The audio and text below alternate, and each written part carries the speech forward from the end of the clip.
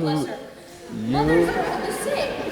For some reason, they seem to think it's in their job description to stop us from having fun. But no, not my mother. Do you know what she used to say to me? What?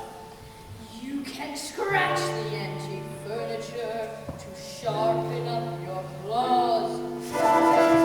You can lacerate the cushions if you're ever stuck indoors. You can dig up all the flowers from the freshly planted beds. And with articles of clothing, it's okay to pull some threads. But I remember as a kindergarten kitten, one phrase that left me singularly smitten.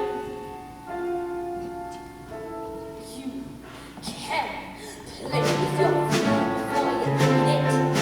You can shake your child before you chew.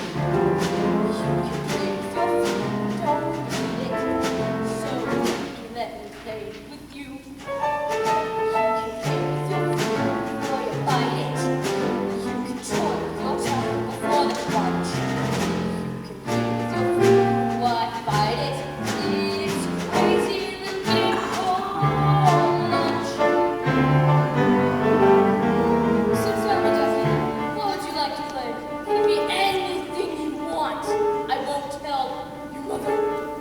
Anything?